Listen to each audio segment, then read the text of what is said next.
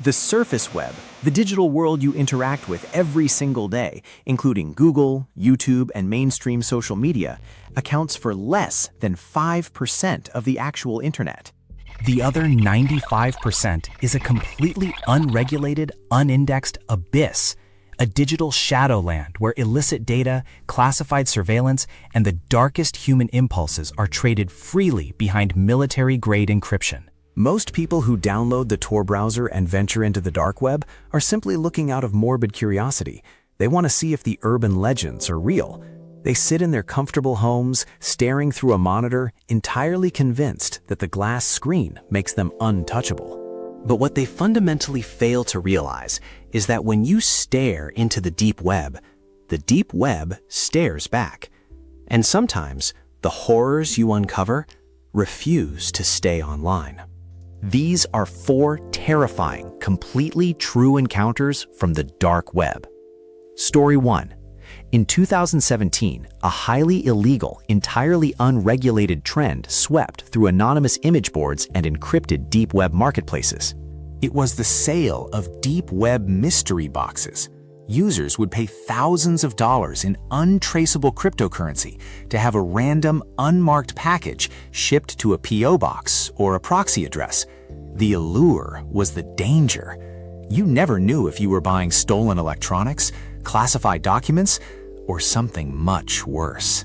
A 22-year-old college student named David, driven by online clout and dangerous curiosity, purchased a box for 0.5 Bitcoin, which was roughly $2,000 at the time.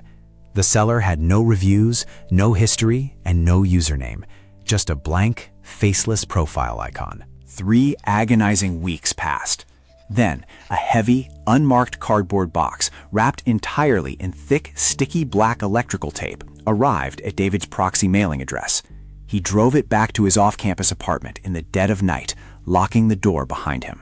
The apartment was completely silent, save for the hum of his computer tower. David set up his webcam to record the unboxing for an anonymous form.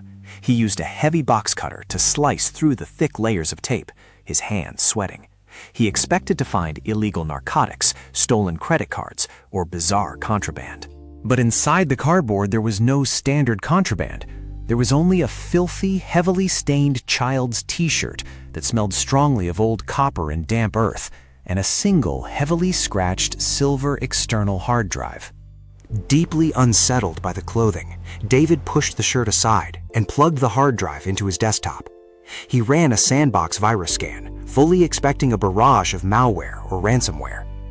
But the drive came up perfectly clean. It contained exactly one folder, simply titled Asset 004. He opened the folder. Inside was a single high-definition MP4 video file. He right-clicked to check the file properties. The video hadn't been recorded years ago or even days ago. The file creation data indicated it had been rendered exactly 3 hours earlier. He clicked play. The screen was pitch black for a few agonizing seconds. There was no audio. Then, the harsh, sickening green glow of a military-grade night vision camera illuminated the frame. The silent footage showed a quiet, suburban street, filmed from the perspective of someone standing in the shadows directly across the road. The camera slowly tilted upward, zooming in smoothly on the second-story window of an apartment building. David's heart completely stopped. The air left his lungs. He recognized the flickering street lamps. He recognized the chipped brick exterior. The camera wasn't recording a random building. It was recording his exact apartment. The lens zoomed in tightly, focusing through the glass of the second-story window. The footage clearly showed David sitting at his desk, wearing the exact same gray hoodie he had on at that very moment, staring blankly at his computer monitor. He wasn't watching a recording from 3 hours ago. The file creation date had been a decoy. The digital timestamp in the corner of the video perfectly, exactly matched the current clock on his desktop, ticking down to the exact second. It was a live broadcast feed, and as the camera angle slightly shifted on the screen, David realized something infinitely worse. The angle wasn't coming from across the street anymore. The camera was inside his bedroom.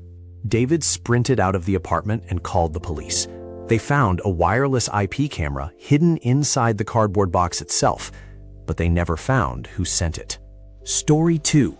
The most infamous urban legend of the deep web is the Red Room, a hidden encrypted live stream where viewers allegedly pay exorbitant amounts of cryptocurrency to watch horrifying acts committed in real time. Most cybersecurity experts agree that true Red Rooms are technically impossible. The Tor network is intentionally designed to bounce traffic through multiple global nodes, making it far too slow to support high-definition live video streaming without buffering. But in 2019, an independent cybersecurity researcher named Marcus stumbled upon a hidden service link that bypassed standard routing protocols entirely. He was analyzing deep web forum traffic when he received an unsolicited encrypted direct message containing a single .onion URL. When he clicked it, he wasn't met with a standard login page.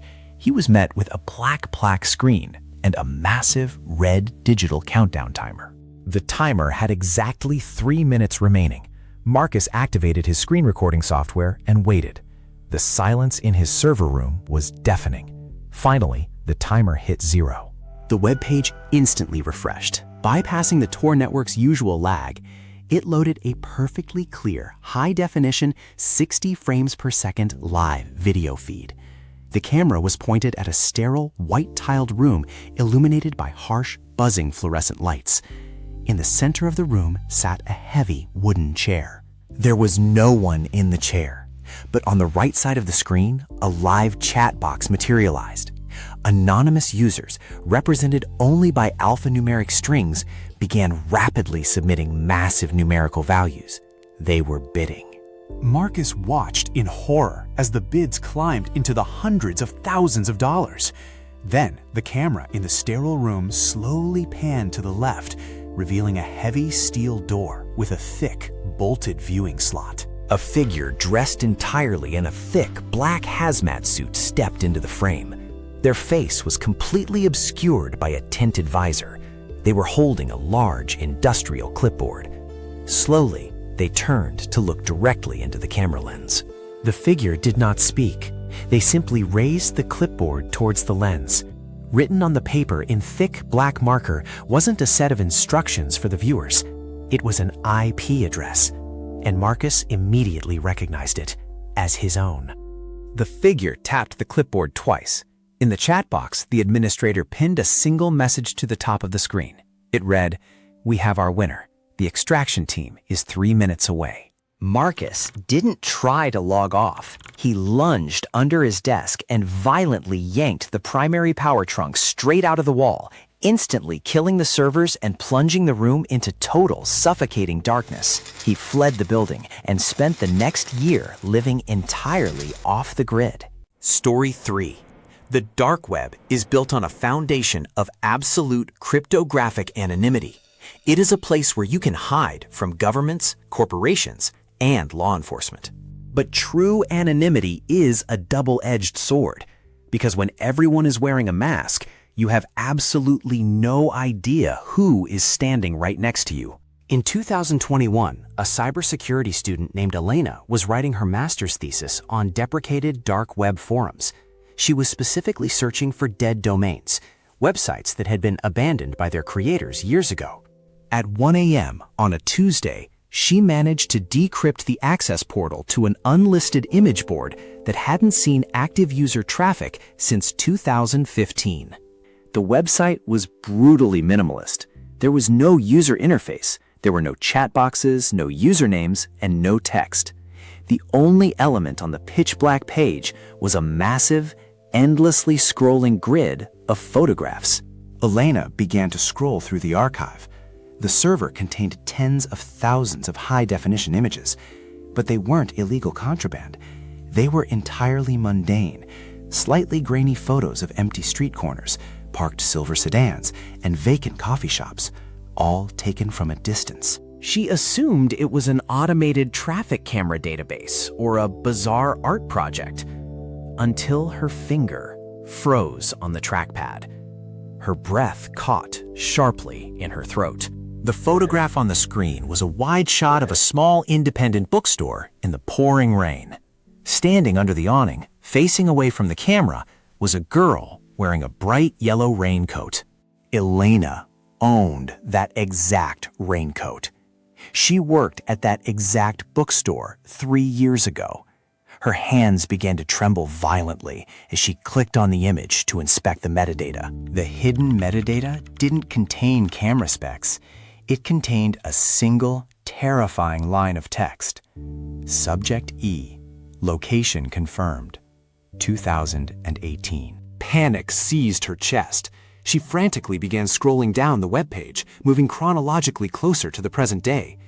The photos were no longer random.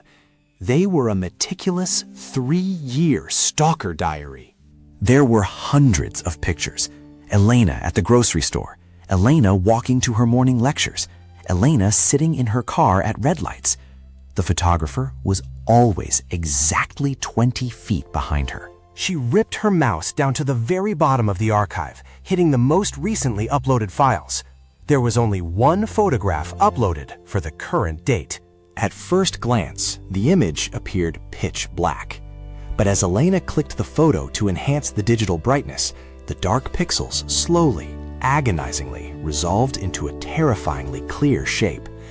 It was a photograph of the back of her own head, illuminated by the glow of a laptop screen. She checked the upload timestamp. The photograph had been added to the server exactly 30 seconds ago. Elena slowly, mechanically turns her head away from the screen, looking toward the heavy wooden sliding doors of her dormitory closet. The doors are cracked open, exactly 1 inch. Elena dove through the dormitory door and triggered the fire alarm to wake the building. Campus security found a highly modified DSLR camera and a dark web routing hub hidden in her air vent. The photographer had already vanished into the night. Story 4. In the deepest trenches of the dark web, there are encrypted voice-over IP servers that require complex cryptographic puzzles just to access the login screen. In 2018, a freelance software engineer named Arthur spent 3 grueling weeks decrypting a digital puzzle box to access a rumored elite hacker server. At 4 a.m. on a Sunday, the final layer of encryption cracked. His computer monitor displayed a retro, text-based terminal interface. He had successfully connected to the private voice channel. But there was only one other user logged into the server. Their username was simply Oracle.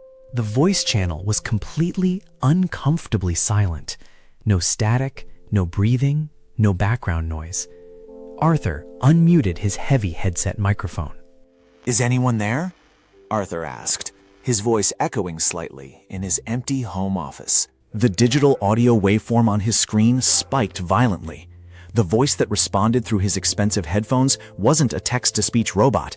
It was an exact, flawless, terrifyingly perfect clone of Arthur's own voice. "I am here, Arthur," the cloned voice replied, perfectly matching his cadence and intonation. Arthur ripped his hands away from the keyboard.